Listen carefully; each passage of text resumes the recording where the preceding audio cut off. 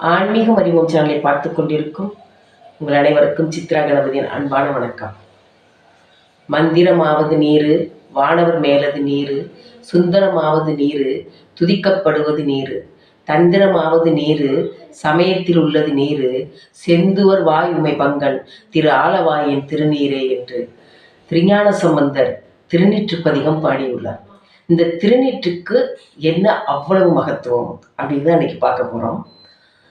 திருநீரை சிவ வழிபாட்டிலே ரொம்ப முக்கியமானது என்னன்னா, ஒன்று திருநீரு, ருத்ராட்சம், நமச்சிவாய மந்திரம், மகேஸ்வர பூஜை, மாகேஸ்வர பூஜை, இதெல்லாம் தான் சிவ வழிபாட்டிலே முக்கியமானது.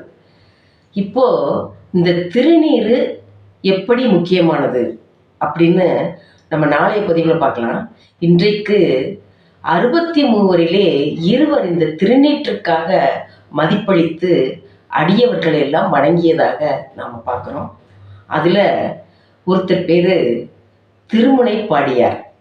ஏன் அவருக்கு அந்த பேர்னா, தொண்டை மண்டலமும் சோழ மண்டலத்திற்கும் இடையிலே இருக்கக்கூடிய திருமுனைப்பாடி அப்படிங்கிற ஊர். போருக்கு செல்கிற போது அங்கே தான் வீடுகள் அமைத்து தங்குமிடங்கள் அமைத்து படை வீரர்கள்லாம் தங்கியிருக்காங்க. இதுக்கு நடுவில் இருக்கிறதுனால நடுநாடுன்னு அதுக்கு ஒரு பேர் உண்டா.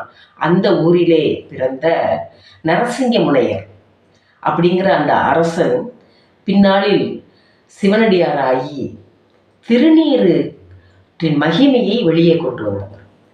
திருநீற்றை அணிவதை எப்படி அணிய வேண்டும், ஏன் அணிய வேண்டும் அப்படிங்கிற சிறப்பை எல்லாம் அவர் சொன்னவர். திருநீற்றை அணிகிற போது அந்த 5 எழுத்து மந்திரமாகிய நமச்சிவாய மந்திரத்தை சொல்லித்தான் திருநீற்றை அணிய வேண்டும்.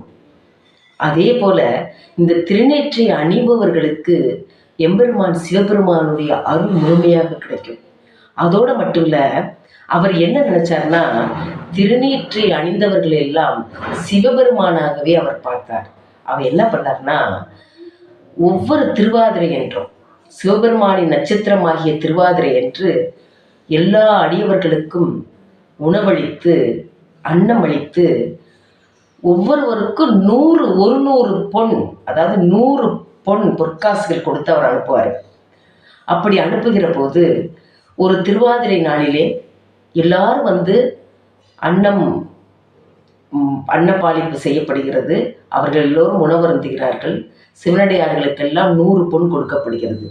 அப்பொழுது தீய குணங்களை உடைய ஒருவன் இப்படியெல்லாம் பொற்காசுகள் கொடுக்கிறார்கள் என்று தெரிந்து கொண்டு